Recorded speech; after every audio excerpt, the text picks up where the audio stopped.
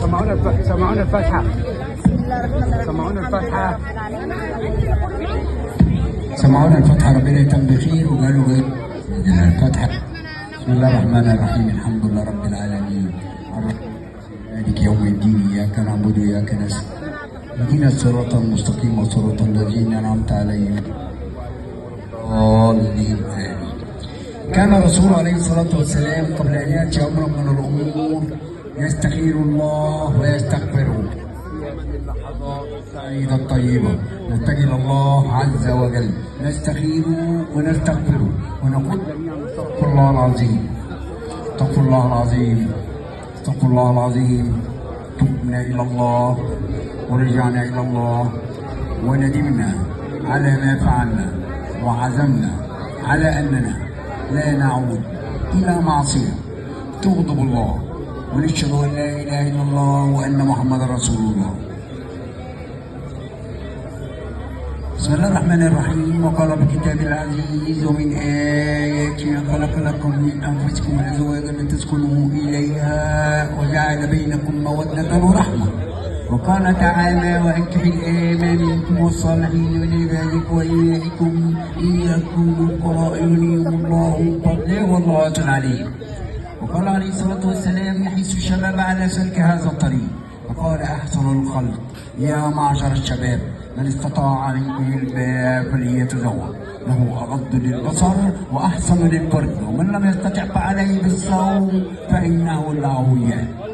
قال عليه الصلاة والسلام ما استفاد المؤمن بعد تقوى الله عز وجل خيرا له من زوجة صالح إن نظر إليها زوجها أسرت، وإن أقسم عليها غبرت، وإن غاب عنها حفظت فرده بيومين.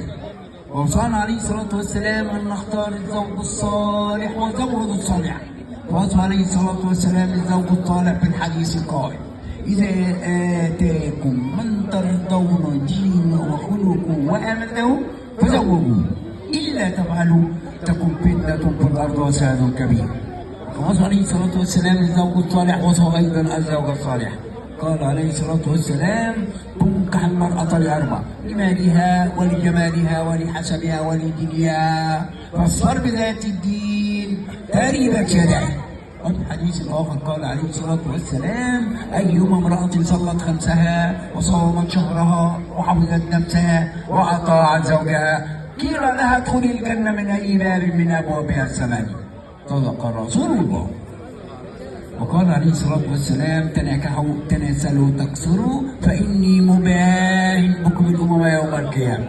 وقال عليه الصلاة والسلام استوصوا بالنساء خيرا.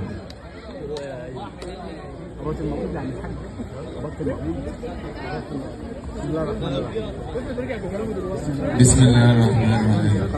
إن استغفرت الله على بركة الله زوجني موكلة كريمة الأنسة فاطمة عبد العزيز عبد الله البكر الرشيد على كتاب الله وعلى سنة رسول الله سيدنا محمد صلى الله عليه وسلم، وعلى مذاهب أئمة المسلمين، وعلى الصداق المسمى بيننا عاجله وآجله.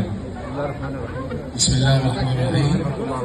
إن استغفرت الله العظيم على بركة الله زوجتك موكلتي كريمتي الآنسة فاطمة البكر الرشيد بصفتي وكيلا شرعيا عنها على كتاب الله وعلى سنة رسول الله سيدنا محمد صلى الله عليه وسلم، وعلى مذاهب أئمة المسلمين، وعلى الصداق المسمى بيننا عاجل وآجل. بسم الله الرحمن الرحيم. إني استغفرت الله العظيم على بركة الله قبلت من زواجي بنفسي وبنفسي ورضيت